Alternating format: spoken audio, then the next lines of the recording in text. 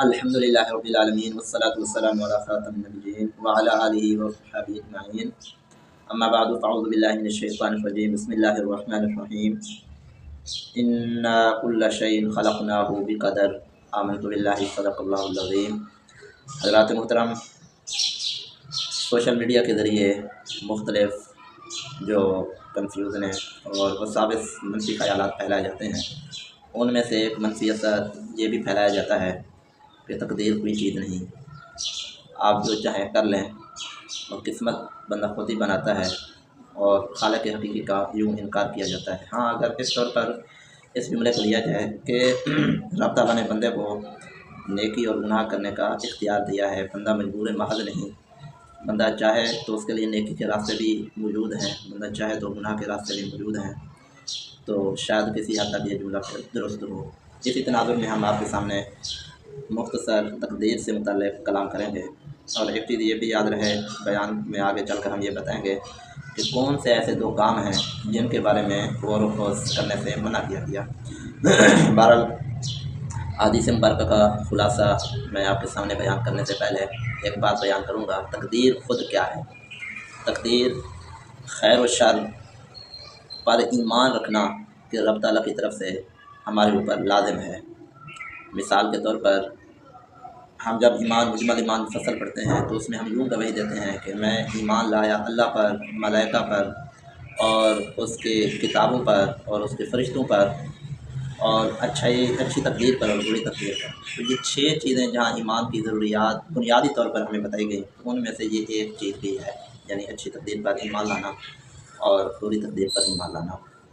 حضرت عبداللہ بن مسعود رضی اللہ تعالیٰ عنہ سے روایت ہے کہ جب رب تعالیٰ بندے کو پیدا کرتا ہے، ماں کے رحم میں جو مادہ پیدائش ہے رکھ دیا جاتا ہے، تو 40 دنوں تک وہ نطفہ ہی رہتا ہے۔ 40 دنوں کے بعد پھر 40 دنوں تک وہ خون کی بوند بن جاتا ہے، اور اس کے بعد وہ لوتھڑا بنتا ہے۔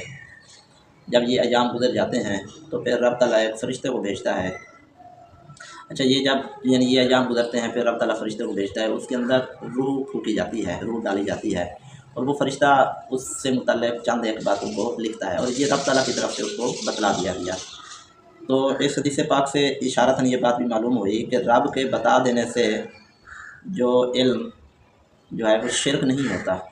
تو ہم مسلمان اہل سنت و جماعت کے لوگ جو ہیں وہ حضور علیہ السلام کے لیے، جو ابھی میں آگے آپ چل کر باتیں بتاتا ہوں اسی حدیث پاک کے ضمن میں، علم غیب مانتے ہیں، تو یہ بھی اللہ کی عطا سے مانتے ہیں۔ لہذا جیسے وہ فرشتہ اللہ تعالیٰ کے بتائے سے آ کر لکھتا ہے، تو وہ وہاں شرک نہیں، وہ کوئی ایسی بات نہیں جس پر کوئی الزام ہو۔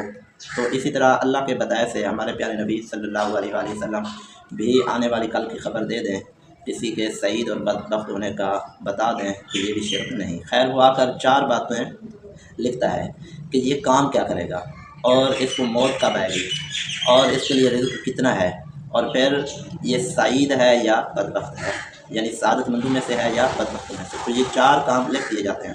حضور علیہ السلام نے ارشاد فرمایا کہ قسم اس کی جس کے قبضہ قدرت میں میری جان ہے۔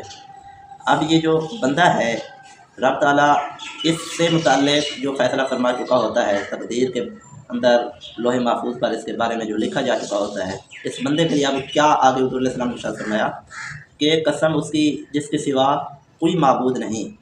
بندہ برابر نیکی کے کام کرتا رہتا ہے، اچھائیاں کرتا رہتا ہے، یہاں تک کہ اس کے اور جنت کے درمیان 1 ذراع کم و بیش 1 گز کے فاصلے پر ہوتا ہے، اس پر لکھا ہوا غالب آتا ہے، سبقت کر جاتا ہے، تو وہ جہنمی میں شامل ہو جاتا ہے، یعنی جہنم میں داخل ہو جاتا ہے، اور پھر وہ ایسا ہوتا ہے کہ وہ جہنمی ہوئی میں شمار کیا جاتا ہے۔ اور دوسرا کوئی ایسا شخص ہوتا ہے جو برابر جہنمیوں والے کام کر رہا ہوتا ہے، حتیٰ کہ جہنم اور اس کے درمیان 1 گز یا 1 ذراع کا فاصلہ رہ چکا ہوتا ہے، پھر وہ ایسا کوئی نیکی کا کام کرتا ہے کہ رب تعالیٰ اسے جنت میں داخل فرما دیتا ہے، کیوں؟ اس پر جو لکھا ہوا تھا وہ سبقت کر جاتا ہے۔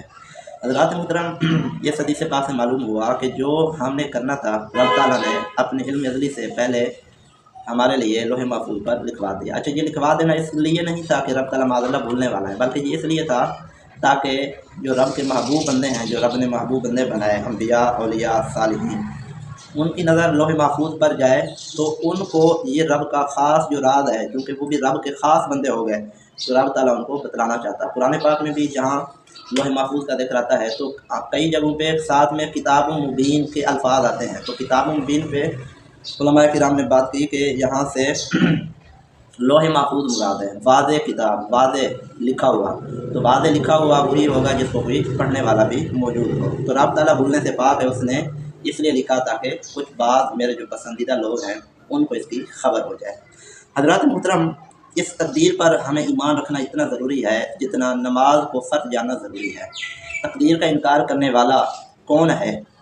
हदीस मुबारक की रोशनी में मैं आपके सामने अगर अर्ज़ करूँ, अबू दाऊद शरीफ की हदीस पाक है, फरमाया मेरी उम्मत के जो मजूसी हैं वो आतिश परस्त नहीं, वो सितारा परस्त नहीं, बल्कि फरमाया कि मेरी उम्मत के मजूसी तकदीर का इनकार करने वाले हैं।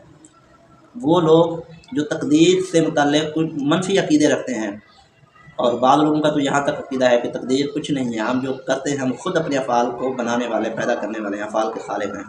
तो यूँ वो तो कितने ही खुदा मान बैठेंगे जो अपने अफ़ाल को जो है वो खुद पैदा करने वाले हैं। हालांकि ऐसा नहीं, हमने जो कुछ करना था अल्लाह ताला इल्म अज़ली से जानता है, उसको हमारे लिए लिख दिया।